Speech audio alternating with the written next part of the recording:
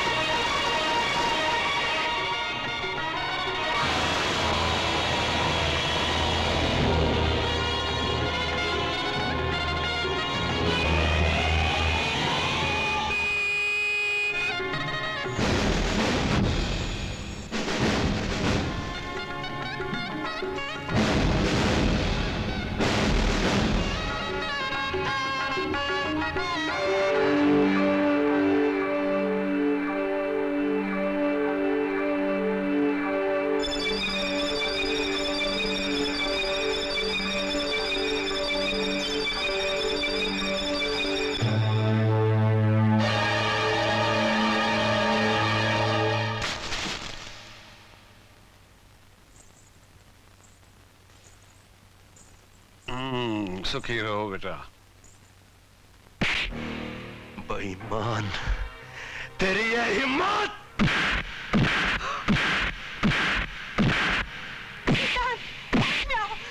Shut up, you! बीच में कोई बोलना नहीं। साले कुत्ते! मुजरिम चाहे मेरा बाप हो, मेरी माँ हो, मेरा भाई हो या मेरी बहन, मैं छोड़ूंगा नहीं उसको। इन लोगों ने जानबूझ के हमारे साथ दगाबाजी की, जानबूझ के इसके बाप ने इसकी शादी मेरी बहन के साथ की, ताकि ये लोग कानून की आंखों में धूल झोंक सके, ताकि ये लोग कानून को ढाल बना के इस्तेमाल कर सके, ताकि ये लोग बहन के जरिए एक खुददार भाई को मजबूर कर सके, उसको दबा सके। मगर मैं इन लोगों के चला के चलने नहीं दूंगा। एक एक करके इनके सारे सपने तोड़ दूंगा मैं। और तुझे तेरे हर जुर्म की सजा भुगतनी पड़ेगी।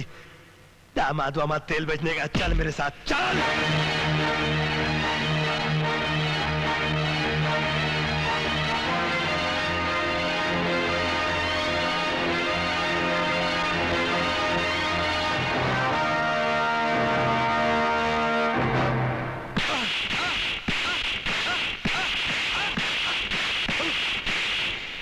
कमला ट्रांसपोर्ट का मालिक तू ही है ना? हाँ। उसमें तेरा ही माल जा रहा था ना? हाँ।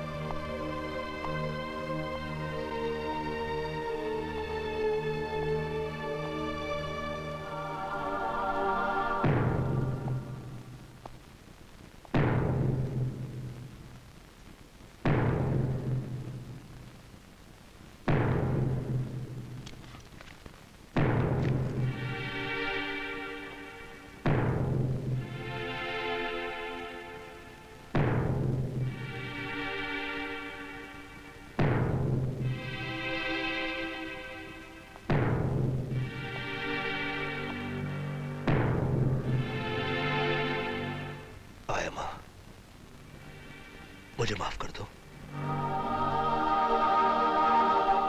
जब मुझे पता चला कि मेरी बहन की शादी एक मुजरिम से होने जा रही है, तो मैं पागल हो गया। और जब मैं मंडप पहुंचकर शादी रोक नहीं पाया, तो मुझे गुस्से का दौरा सा पड़ गया। इसीलिए बहुत सख्ती से मैं तुम्हें कुछ कह गया। आयमा, तुम हमेशा से मुझे माफ करती आई हो। एक बार और माफ कर दो।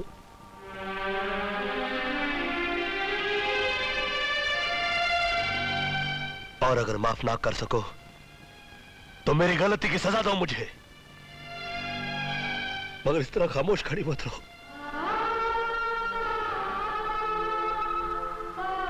यूं खामोश मत खड़ी रहो। सिद्धांत, बस कर सिद्धांत, बस कर। तुम्हारी तरह पांव पर गिरने वाली बेटी तो जन्म देने वाली माँ को भी मुश्किल से मिला करते। मैं तुमसे नाराज थी ना, इसमें दोष मेरा भी था, क्योंकि मैंने सिर्फ अपना ही दर्द याद रखा और तुम्हारा दर्द भूल गई। आओ, हम दोनों एक दूसरे को माफ कर दे। सिद्धांत,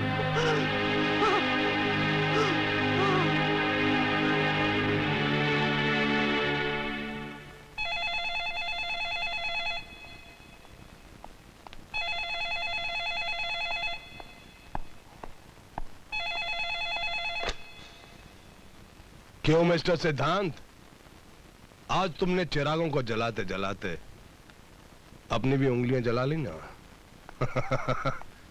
अरे बेवकूफ इंसान, तुमने इतना भी नहीं सोचा। जिस शख्स के पास सैकड़ों ट्रक हो, उसके पास इतना वक्त कहां कि वो चेक कराता फिरे कि कौन से ट्रक में कौन सा माल जा रहा है। दरअसल मेरे ही इशारे पर तुम्हारे जीजे के ट्रक में देसी शराब लोड करवा दी गई थी, और फिर उसके बाद मैंने बड़े इत्मीनान के साथ, प्यार के साथ तुम्हें खबर करवा दी। दूसरी खुशखबरी ये है कि मैंने जमानत देकर तुम्हारे जीजू को रिहा करा दिया है।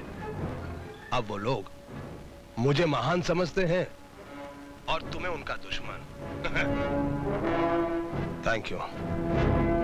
तुम्हें मुझ पर गुस्सा तो बहुत आ रहा होगा। आ रहा है ना? अरे कुछ बोलो भाई, बोलती बंद हो गई। जब 10 कमीने मरते हैं तो एक कुत्ता पैदा होता है। जब 100 कुत्ते मरते हैं तो एक सूअर पैदा होता है। और जब 1000 सूअर मरते हैं तो एक भड़वा पैदा होता है। और जब 1 लाख भड़वे मरते हैं तब तो जैसा एक गंदा नेता पैदा होता है। आदर्शवर्धन! हाँ?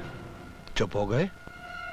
अरे तुम जैसे पुलिस ऑफिसर सिर्फ गाली देकर चुप नहीं बैठे रहते, आगे कुछ एक्शन भी लेते हैं। बोलो, तुम मेरे खिलाफ क्या एक्शन सोच रहे हो? ससुराल के बारे में सोच रहा हूं मैं। पहले अपनी बहन को उसके ससुराल पहुंचाऊंगा, फिर तुम्हारी बारी आएगी।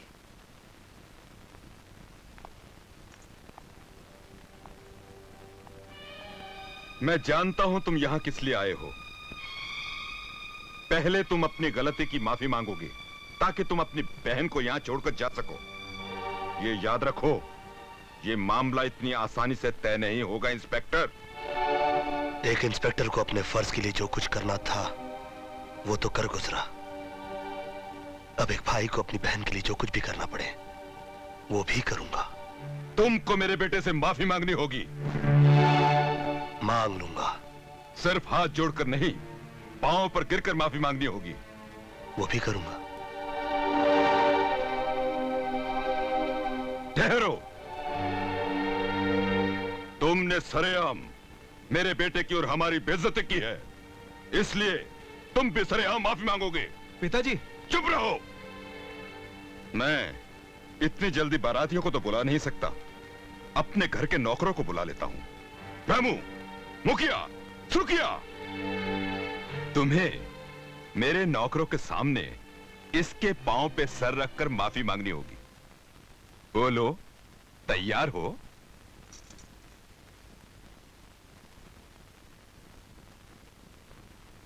सुहाग के कंगन का वजन राखी से ज्यादा होता है। मैं तैयार हूं। नहीं, ये तैयार नहीं है। नहीं भैया, तुम ऐसा मत करो। तुमने तो गलती की थी, मगर ये तो जानबूझकर गलत कर रहे हैं तुम्हारे साथ। अपने भाई को इतना ज्यादा नीचे गिराने से तो अच्छा मैं ये समझूंगी अपने गले का मंगलसूत्र उतार कर फेंक दो। चलिए भैया, बिंदिया, चलिए यहाँ से। Cheers. बताइए, मुझे किस लिए याद किया? तुम इंस्पेक्टर सिद्धांत को नौकरी से निकाल दो। मुझे सुबह तक ये न्यूज़ चाहिए कि सिद्धांत को नौकरी से निकाल दिया गया है। सॉरी सर, मैं वो तोता नहीं जो ज्योतिषी के इशारे पर किसी के नाम की पर्ची